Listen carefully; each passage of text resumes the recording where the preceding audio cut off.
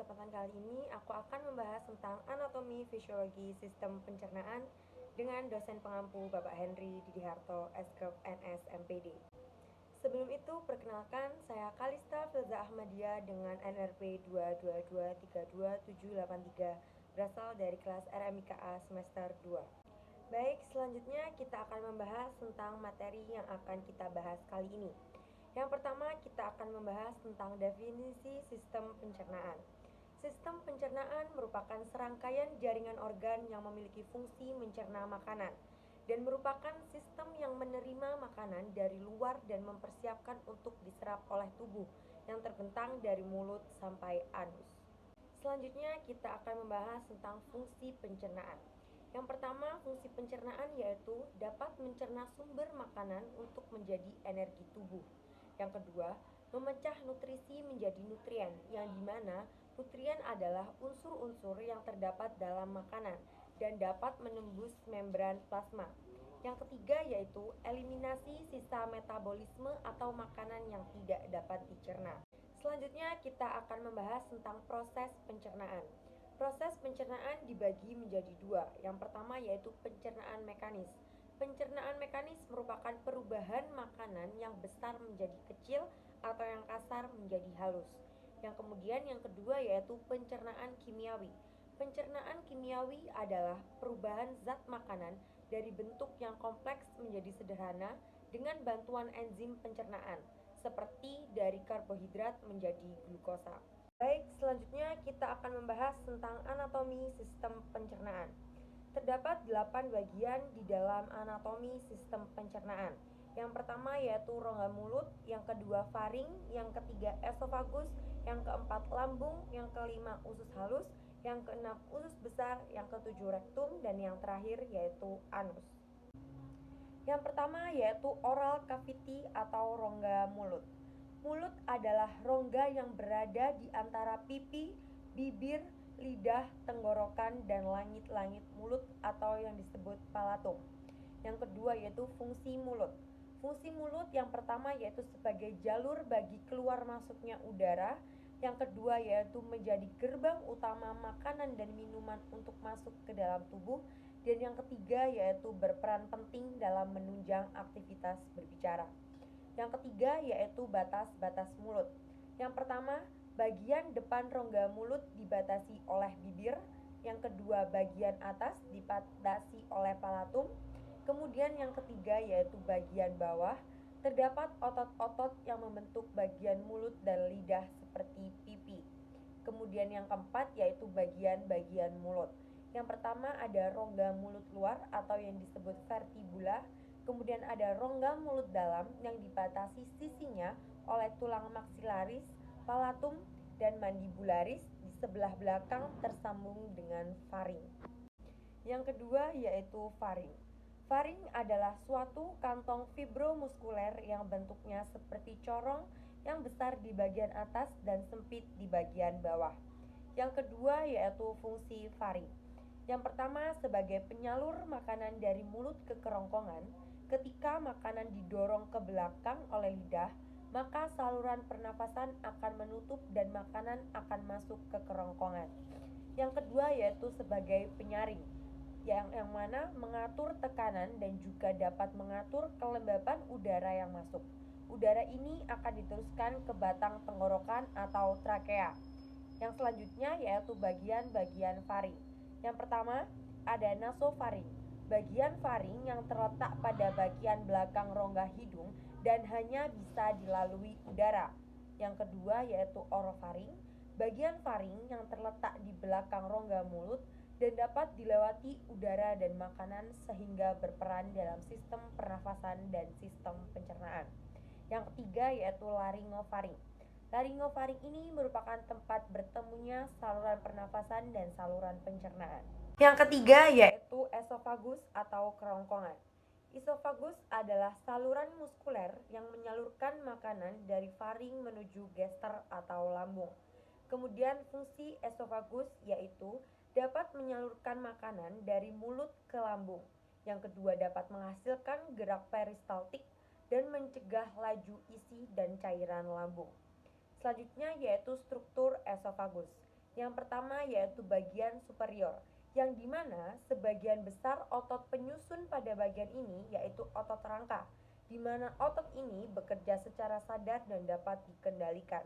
Yang kedua yaitu bagian tengah, yang terdiri atas otot campuran dan otot rangka dan otot halus.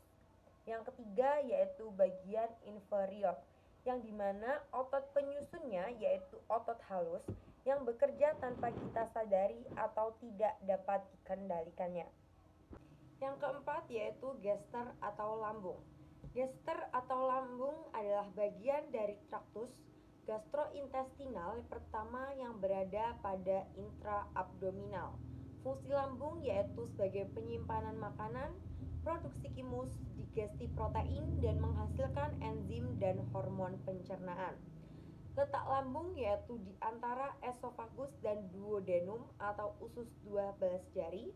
Yang kedua yaitu di dalam peritoneum, selaput tipis yang membungkus semua bagian di dalam perut, dan omentum yaitu jaringan penyambung yang merupakan bagian peritoneum dan yang menahan lambung. Kemudian yang ketiga yaitu di daerah epigastrum dan meluas ke hipokondrium kiri yang berbentuk melengkung seperti huruf C. Yang kelima yaitu usus halus. Usus halus atau usus kecil adalah bagian dari saluran pencernaan yang terletak di antara lambung dan usus besar dan merupakan tempat penyerapan sari makanan dan tempat terjadinya proses pencernaan yang paling panjang. Fungsi usus halus yaitu untuk menyerap nutrisi makanan, memudahkan nutrisi digunakan oleh tubuh, membantu menjaga keseimbangan cairan dan elektrolit, dan berperan dalam sistem kekebalan tubuh.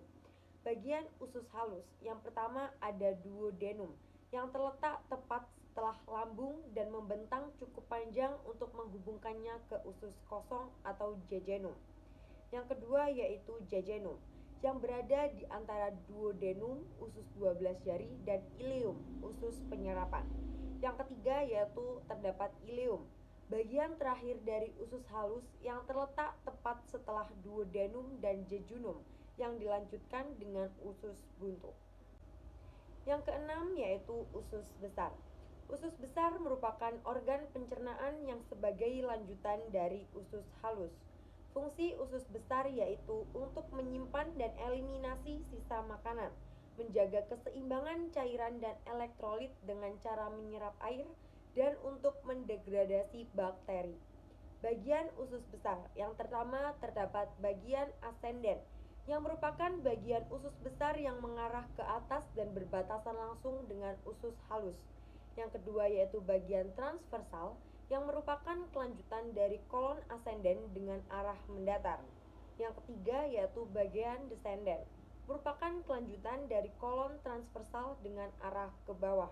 Yang keempat yaitu bagian sigmoid, yang merupakan kelanjutan dari kolon descendant berbentuk S dan pendek sehingga dinamakan sigmoid. Yang ketujuh yaitu rektum. Rektum adalah salah satu bagian bawah kolon yang terhubung langsung ke usus kolon. Panjangnya sekitar 15 cm. Ia menerima limbah dari usus besar dan menyimpannya sampai keluar dari tubuh melalui anus. Fungsi rektum yaitu dapat menyerap air dan sejumlah nutrisi dari apa yang kita makan dan minum, dan bentuk dan simpan tinja dan buang limbah keluar dari tubuh. Lapisan rektum. Lapisan rektum yang pertama yaitu mukosa, lapisan dalam kolon dan rektum.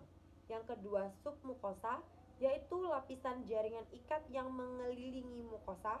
Yang ketiga muscularis propria, yaitu lapisan otot yang tebal dan memiliki cincin dalam serat otot melingkar dan cincin luar serat otot panjang yang mengelilingi dinding kolon dan rektum. Kemudian yang terakhir yaitu serosa, yaitu lapisan terluar usus besar dan tidak ditemukan di sebagian besar rektum. Yang terakhir yaitu anus. Anus adalah bagian terakhir dari sistem pencernaan pada manusia. Anus yang juga sering disebut dengan dubur ialah perpanjangan dari rektum yang terletak di luar tubuh. Terbuka atau tertutupnya anus diatur oleh otot sphincter.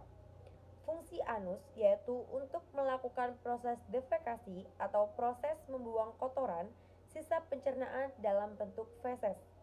Kemudian mengatur keluarnya feses dan menahan BAB di saat tertentu.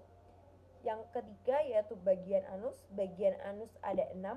Yang pertama yaitu kanalis anal, yang kedua rektum, yang ketiga sphincter anal internal, yang keempat sphincter anal eksternal, yang kelima pastinate line, dan yang keenam adalah kolom anal. Baik, itu saja yang bisa saya sampaikan dalam materi kali ini. Jangan lupa di like, comment, dan subscribe. Bye-bye.